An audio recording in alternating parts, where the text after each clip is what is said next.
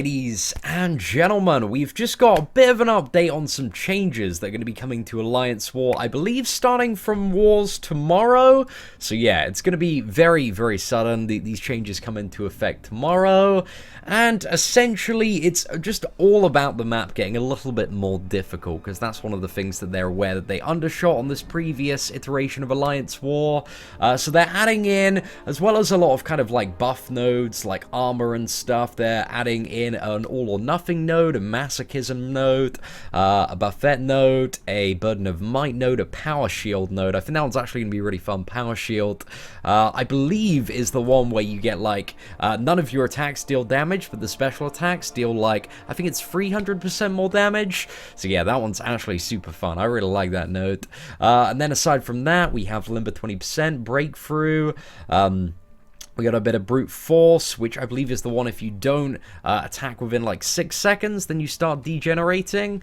So I don't mind brute force. I think I quite enjoyed that one. I like that one a lot more than I like Bane.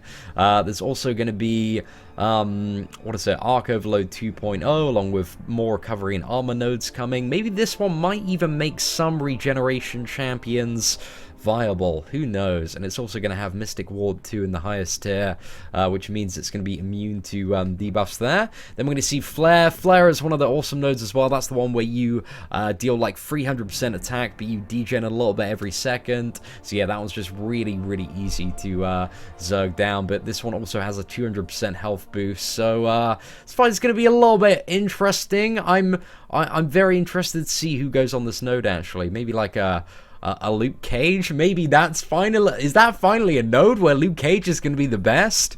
Because yeah, it's all about prolonging the fight, really, because you're going to have a lot of health, but you're going to be degen, and maybe still a Juggernaut's a little bit better, I would assume.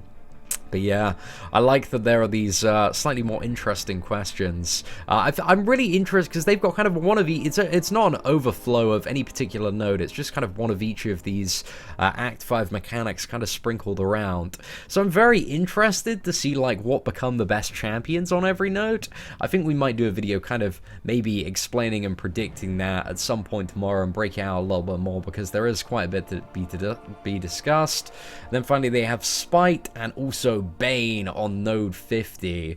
So yeah, I think that's gonna be interesting. So I like that it looks like there are certain elements toward the end of the Alliance War map that look like they're getting significantly more difficult. So I think that might somewhat stop the 100% versus 100% ties, but I think still at the very, very top tier of Alliance, the issue still persists. I believe it's still going to be decided by defender rating. Again, this is a very preemptive thing to say, but I know like the players right up the top are just so incredibly skilled that they're going to get at 100%, and then the tiebreaker is going to come down to defender rating. And essentially what the people want at the end of the day, and I don't think Kabam really understanding this, is they want matches to be decided by how well the team played and not who has the most rating as the auto outcome for that.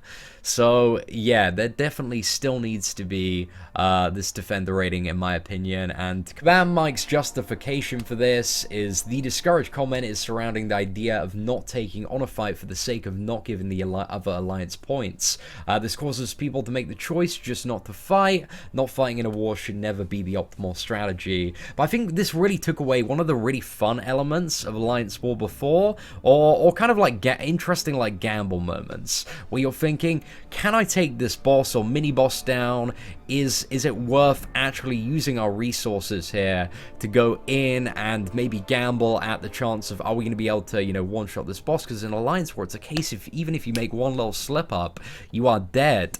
So I think it's kind of just killed that kind of last-minute struggle and rush when it came to the previous tier of Alliance War, because people know it just doesn't matter anymore if you know, the alliance that they're fighting has a higher rating than them. This was a way for, like, lower tier alliances to maybe, like, hold back a little bit till the last minute, and then just decide to go all out and maybe kind of overtake or get a last minute boss kill and beat the higher up alliance in terms of rating.